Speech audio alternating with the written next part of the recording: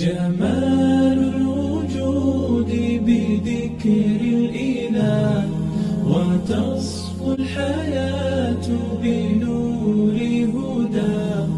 جمال الوجود بذكر الإله. السلام عليكم ورحمة الله وبركاته.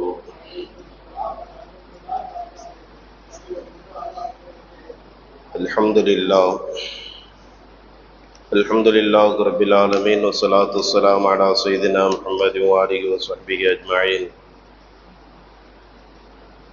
أما بعد فقد قال الله تعالى في كلامه القديم في الفرقان المجيد بعد أعوذ بالله من الشيطان الرجيم بسم الله الرحمن الرحيم.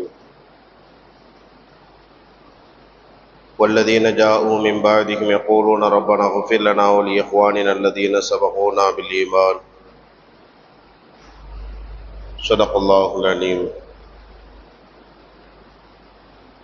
قال النبي صلى الله عليه وسلم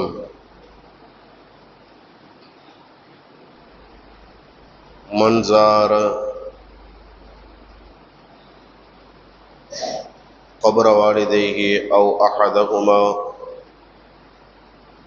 كل جمعة غفر له وكتب بارا أو كما قال عليه الصلاة والسلام. سبحان الذي لا علم لنا إلا ما علمتنا إنك أنت العليم الحكيم. اللهم صل على سيدنا محمد طب القلوب ودوائها وعافية الأبدان وشفائها ونور الأبصار وضيائها وعلى آله وصحبه أجمعين. கண்ணியமிக்க அல்லாஹ் நல்லிடத்தில் அன்பிற்குத்தானே அருமை தாய்மார்களே, புனிதமிக்க இரவான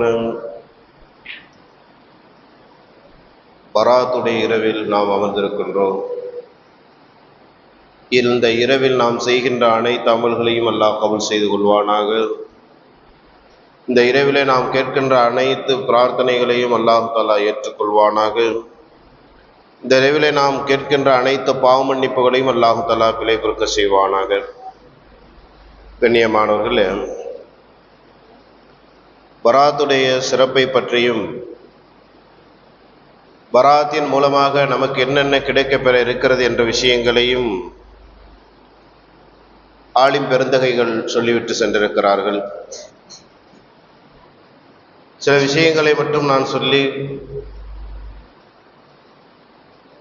இறுதி கட்டத்திற்குண்டான இடத்திற்கு நான் வந்து விடுகிறேன். கண்ணியமானவர்களே, பொதுவாகவே இந்த பராத்துடைய இரவு என்பது இந்த இரவில் நாம் செய்கின்ற வணக்க வழிபாடுகளை குறித்து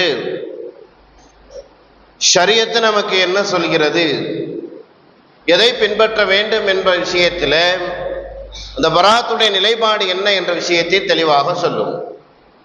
கண்ணியமானவர்களே, பல ஹதீஸுகளில் பராத்துடைய இரவை பற்றி சொல்லுகின்ற பொழுது என்னென்ன சிறப்புகள் இருக்கின்றது, அதனால் இந்த மனித சமுதாயத்திற்கு அல்லாஹு தஆலா என்னென்ன விஷயங்களை தருகிறான் என்ற விஷயங்களை பற்றியெல்லாம் சொல்லப்படுகிறது.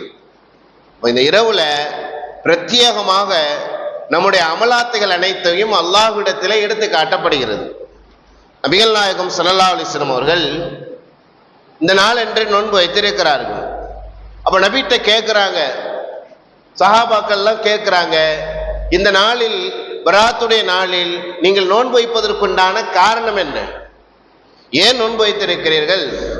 இது ஒரு கேள்வியா கேட்கல, நம்ம கொஸ்டின் ஆன்சர் பண்ற மாதிரி ஒரு கேள்வி கேட்டு வாதத்துல மடக்கணும், அவங்கள விட நம்ம என்ன செய்யணுங்க, பெரியவங்கன்னு காட்டணும், அவங்க செய்யறது தப்புங்கிறத உணர்த்தணும் அப்படிங்கிற கேள்வியில சஹாபாக்கள் கேட்கல.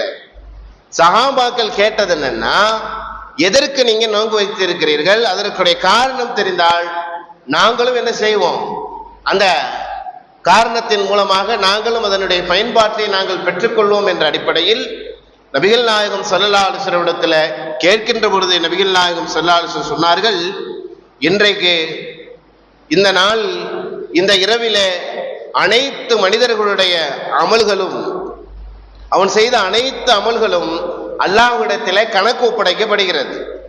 நபிகள் நாயகம் ஸல்லல்லாஹு அலைஹி இடத்துல ஒவ்வொரு உம்மத்துடைய அமலாத்துகள் அனைத்து என்ன செய்யப்படுங்க, திங்கக்கிழமை இருக்கு பார்த்தீங்களா, திங்கக்கிழமை இரவு வெள்ளிக்கிழமை இரவு இந்த 2 நாட்கள்லையும் வாரத்தில் காட்டப்படும். இது நபி ஸல்லல்லாஹு அலைஹி வஸல்லம் என்ன செய்வாங்க, சரி பார்ப்பாங்க.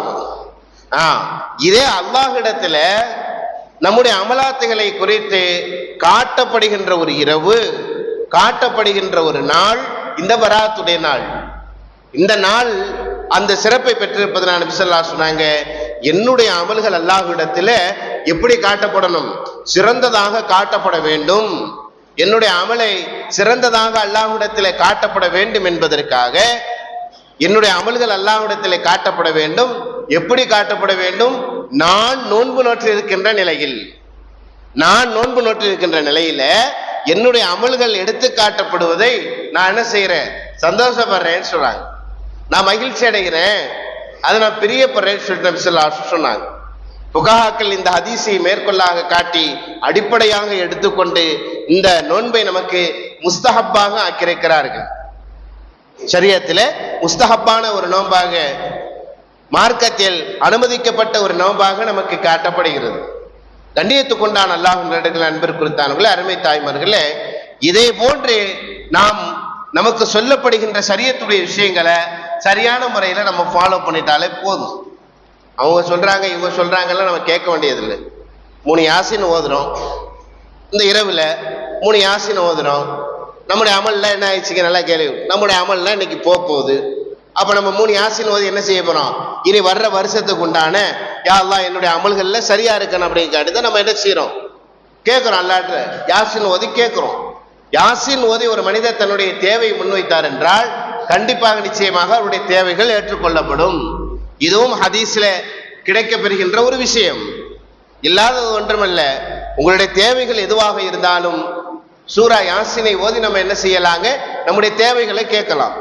அதை அடிப்படையாக கொண்டுதான் நம்முடைய முன்னோர்கள் என்ன செஞ்சிருக்கிறாங்க, ஒவ்வொரு யாசினிலேயும் ஒவ்வொரு யாசின் ஓதும் போதும் அந்த யாசின்ல முதல் யாசின்ல என்ன செய்யப்படுதுங்க, நம்முடைய ஆயுள் நீளமாகிறது.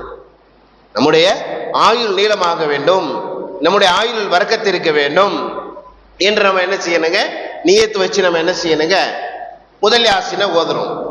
2வது யாசின் என்ன கேட்டீங்கன்னா, ரிஸ்கை விரிசிடப்படுத்துறது. அதாவது நமக்கு அல்லாஹ் கொடுக்கின்ற அந்த ரிஸ்கை இன்னும் நமக்கு அதிகமாக கிடைக்க வேண்டும், அபிவிருத்திகள் அதிகமாக நம்முடைய வாழ்க்கையில் ஏற்பட வேண்டும் என்பதற்காக 2வது யாசின் ஓதும். 3வதாக ஓதக்கூடிய யாசின் என்னவென்றால், நம்மை சுற்றிலும் இருக்கக்கூடிய பலா முசீபத்துகள், அதுதானே மெயின். இந்த 3 ஒரு மனிதனுக்கு கிடைத்தாலே போதும். அமல் செய்யறதுக்கு என்னங்க தேவை, மனிதனுக்கு என்ன செய்யணும், ஆரோக்கியம் தேவை. வாழ்நாளில் அவன் செய்யக்கூடிய அமல்களுக்கு வாழ்நாள் தேவை. அதனால வாழ்நாளை அதிகப்படுத்தி நாம் கேட்கின்றோம். 2வதாக அமல் செய்யறதுக்கு நம்முடைய உடம்பு என்ன செய்யணுங்க, ஒத்துழைக்கணும், நல்லா இருக்கணும். அதனாலதான் நம்ம என்ன செய்யறோம், அப்ப அந்த உடம்பு ஒத்துழைக்கணும் சொன்னா உணவு நமக்கு தேவை. உணவு தான் நமக்கு பிரத்யேகமான ஒரு விஷயம். அப்ப அந்த உணவை நாம உட்கொள்றதுனால்தான் நம்முடைய உடல் சரியாக இருக்கும், செம்மையாக சீராக இருக்கும். அதன் மூலமாக அமல் செய்ய முடியும். அதனாலதான் 2வதா உணவு பற்றி கேட்கணும். 3வதாக நம்முடைய குடும்பத்தில, நாம் வாழ்கின்ற நம்முடைய குடும்பத்தில எந்த ஒரு பிரச்சனையும் வரக்கூடாது, எந்த ஒரு நமக்கு தீங்கும் ஏற்பட்டு விடக்கூடாது என்ற அந்த பலா முசீபத்துகள் நீங்க வேண்டும் என்பதற்காக வேண்டி 3 யாசின்களை ஓதி நம்ம என்ன செய்யறோங்க, துஆ செய்கின்றோம்.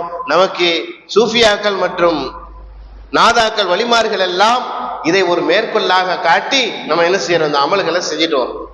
அந்நியத்தை கொண்டான அல்லாஹ் நெடுகள் அன்பு கொடுத்தானே, இப்படி செய்கின்ற நமக்கு இந்த அமல்கள் அனைத்தும் என்னதாங்க, அகீதா கிடையாது.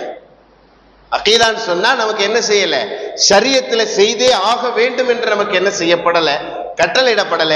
ஆனால் அமலாத்துல இருக்குது, அமல் செய்யலாம். இபாதத்திலே கட்டுப்பட்டது. இபாதத்திலே கட்டுப்படுற விஷயத்தினால நம்ம என்ன செய்யலாம், கண்டிப்பாக நிச்சயமாக அவைகளை எடுத்து நம்ம ஓதலாம், தவறு இல்லை. ஆனால் அதை நம்ம என்ன செஞ்சிடக்கூடாது, ஒரு அகீதாவாக கொண்டு வர்றதுதான் தப்பு. மார்க்கத்துல அகீதா என்பது நபிகள் நாயகம் ஸல்லல்லாஹு அலைஹி வஸல்லம் சொல்லாக இருக்க வேண்டும், அல்லது குர்ஆனுடைய ஆயத்தாக இருக்க வேண்டும். இவை 2ம் தான் அகீதா என்று சொல்லப்படும். அதை தொடர்ந்து இருக்கின்ற இஜ்மா, கியாஸ் என்ற அந்த 2 விஷயங்களை வைத்து என்ன செய்யறாங்க, மேற்கொள்ளை வைத்துதான் நமக்கு 4 மதுஹபுகளுடைய ஷரியத் சட்டங்கள் தொகுத்து தரப்படுகிறது. அப்ப இந்த போன்று நம்ம செய்கின்ற மேல்மிச்சமான அமல்கள் அனைத்தும் எதுல போய் சேருங்க? அமலாத்துகளிலே, இபாதத் என்ற அடிப்படையில, வணக்க வழிபாடு என்ற அடிப்படையில போய் சேருமே ஒழிய அகீதா என்ற ஒரு விஷயத்துல என்ன செய்யாது, போய் சேராது கண்ணியமானவர்கள். அதனால நம்ம என்ன செய்யணுங்க, இதை ஓதக்கூடாதுன்னு சொல்றாங்களே, ஹதீஸ்ல இருக்கா, குரான்ல இருக்குதா? என்ன செய்யறாங்க? ஹதீஸ்ல குரான்ல இருக்குதா? இல்லாத ஒரு விஷயத்தை செய்யறாங்க பாருங்கள்லாம் என்ன செய்வாங்க? குழப்புறவங்க குழப்பிட்டு தாங்க இருப்பாங்க. என்ன செய்ய முடியும்? குழப்பவாதிகள் இருந்தால்தான் நம்ம அமல் சரியா இருக்கும், இல்லைன்னா இருக்காது. நமக்கு ஏதாவது ஒரு கேள்வியை கேட்டு நம்ம குழப்பிக்கிட்டே இருந்தாதான் அடுத்து நம்ம அமலை சரியா சீரமா செய்யலையான்னு நமக்குள்ள என்ன செய்யும், ஒரு ஒரு என்ன செய்யப்படும், ஒரு உறுதிப்பாடு ஏற்படும். அப்போ குழப்பம் இருந்தாதான் நம்ம என்ன செய்ய முடியுங்க, ஒரு பிரச்சனை இருந்தாதான் அங்க என்ன செய்ய முடியும், அடுத்து அதை நம்ம எப்படி நல்லா செய்யலாம், அதை நம்ம அடுத்த கட்ட பிரச்சனை இல்லாம எப்படி கொண்டு போகலான்னு நமக்கு என்ன செய்யும், தோணும். அதே போன்றுதான் இருக்கும், குழப்பங்கள் இருந்து கொண்டுதான் இருக்கும், கியாமத்து நாள் வரைக்கும் இருக்கதான் செய்யும். அதெல்லாம் நம்ம என்ன செய்ய வேண்டியதில்லை, பார்க்க வேண்டியதில்லை. நம்முடைய முன்னோரியர்கள், நம்முடைய மூதாதையர்கள் எந்த வழியில நம்மளை நடக்க சொல்லி இருக்கிறார்களோ அந்த வழியை நம்ம என்ன செய்ய வேண்டியதுதான், வளமையாக எடுத்துக்கொண்டு நடக்கலாம். கண்டிப்பாக நிச்சயமாக அதிலே பரக்கத்து இருக்கும் என்பதில் எந்த ஒரு சந்தேகம் இல்லை. கண்ணியத்துக்குண்டான அல்லாஹ் நல்லடியார்கள், அன்பிற்குத்தார்களே, அந்த அடிப்படையில இந்த பராத்துடைய இரவில 3 யாசின்கள் ஓதப்படும். முதல் யாசினில நம்முடைய ஆயுளுக்காக வேண்டி நாம் என்ன செய்ய வேண்டும், துஆ செய்ய வேண்டும். யா அல்லாஹ், நியத்து இப்படிதான் இருக்கணும், யா அல்லாஹ் என்னுடைய ஆயுள்ல, என்னுடைய வயதுல, என்னுடைய வயசுல என்ன செய்ய அல்லாஹ் பரக்கத்தை ஏற்படுத்து, என்னுடைய வாழ்நாளிலே பரக்கத்தை ஏற்படுத்துவாயாகன்னு சொல்லி என்ன செய்யணும், நம்ம துஆ செய்யணும். இரண்டாவதாக நம்ம இரண்டாவது யாசின்ல நம்ம நியத்தை வச்சுக்கிறது என்னன்னு சொன்னா, யா அல்லாஹ் என்னுடைய குடும்பத்தை சார்ந்தவர்கள் எனக்கும் சரி உணவு ரிஸ்குடைய அபிவிருத்தியை நீ அதிகப்படுத்தி தருவாயாக என்று நியத்தை வைத்துக் கொள்ள வேண்டும். மூன்றாவது யாசின் ஓதும் பொழுது பலா முசீபத்துகள், சகல விதமான தொல்லைகள் துன்பங்களை விட்டும் பரியாகிறதுக்கு, விடுதலை பெறுறதுக்கு யா அல்லாஹ் எனக்கு நான் இந்த 3வது யாசினை ஓதுகிறேன் என்று நியத்தை வைத்துக் கொள்ள வேண்டும். இன்ஷா அல்லாஹ் அந்த அடிப்படையில் நாம் ஓதி அல்லாஹுடைய அருளை பெறக்கூடிய நன்மக்களாக அல்லாஹ் நம் அனைவரையும் ஆக்கி அருள் புரிவானாக. வாஹிரு தாவானா அல்ஹம்துலில்லாஹி ரப்பில் ஆலமீன். வஸ்ஸலாமு அலைக்கும் வரஹ்மத்துல்லாஹி தஆலா வபரகாத்துஹு.